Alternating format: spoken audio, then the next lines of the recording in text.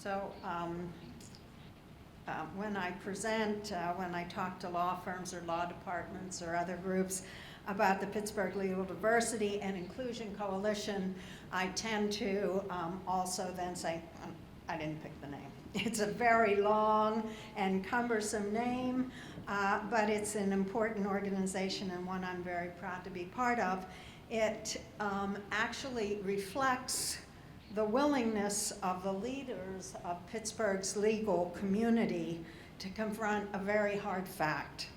And that is that despite all their good intentions over the last 20, even 30 years, we are still not as diverse as we would like to be and as we should be. The coalition grew out of this simple idea, that if legal employers were not individually able to move the needle, then perhaps coming together and working together was worth a try. 2018 is the coalition's first full year of operations, and so we are really new. We have currently 27 dues-paying members and 5 affiliate members, including the 2 law schools, Pitt at the University of Pittsburgh and at Buchanan University.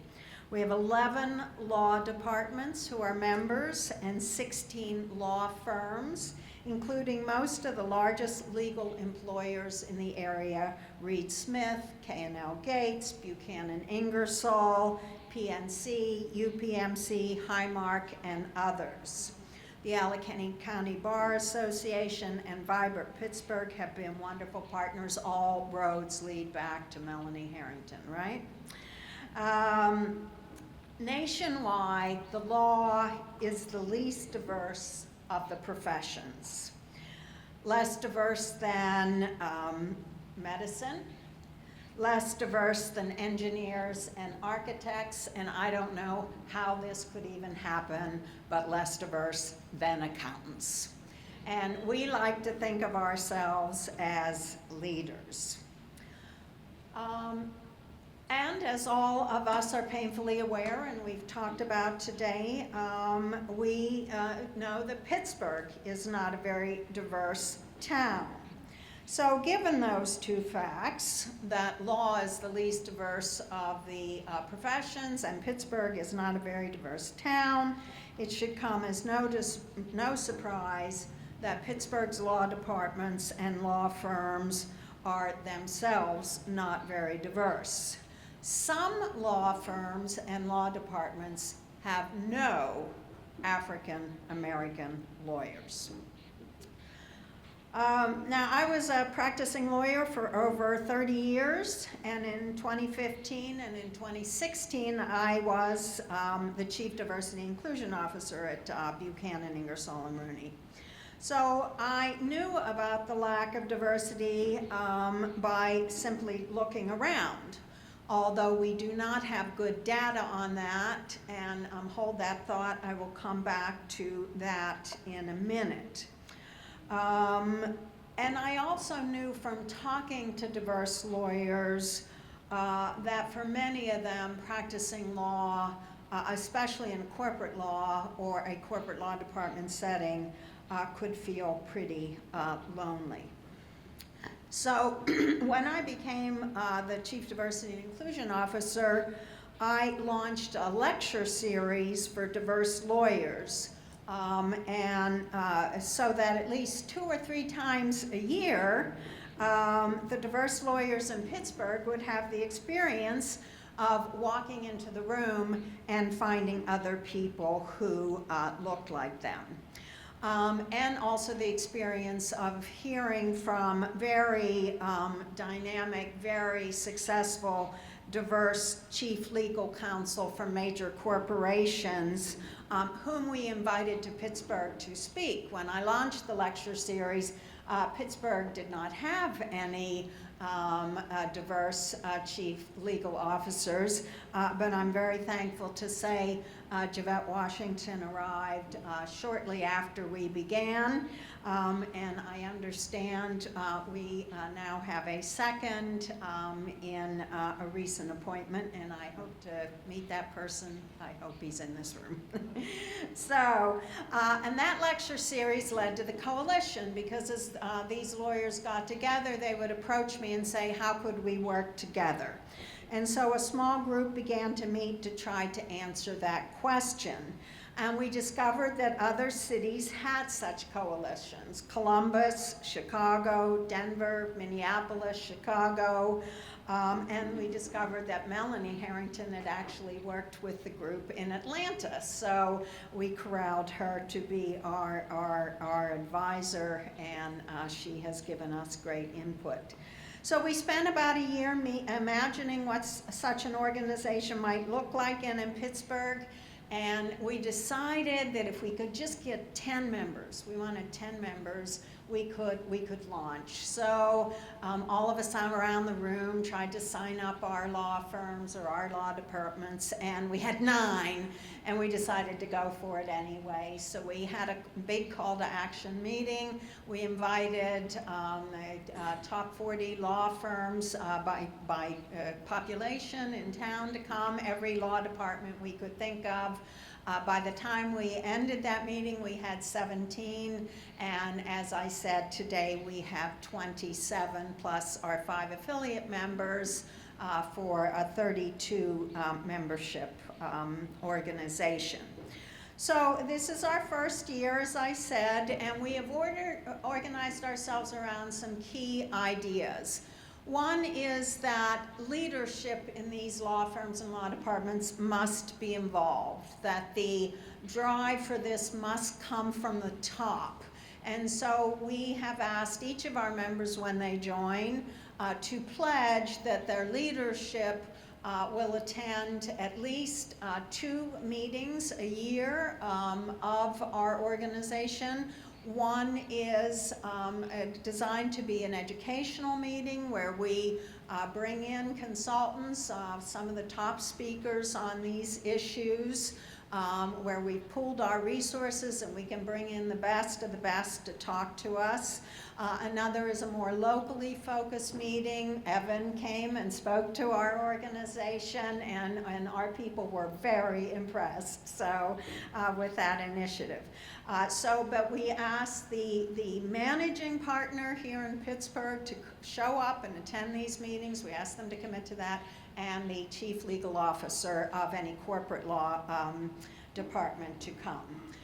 We also have a board, and that board is 2/3 managing partners and chief legal officers.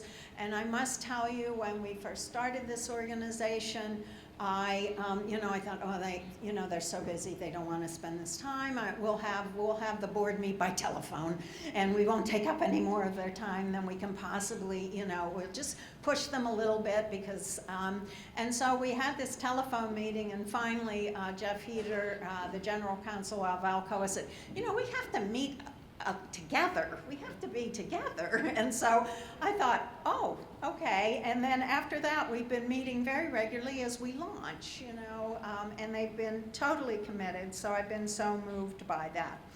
Another principle we have organized around is that we want to make change.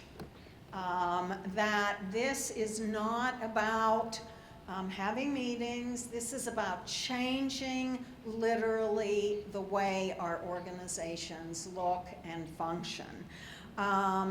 This is, and I want to announce, I did not make up the phrase to go from well-meaning to well-doing. No.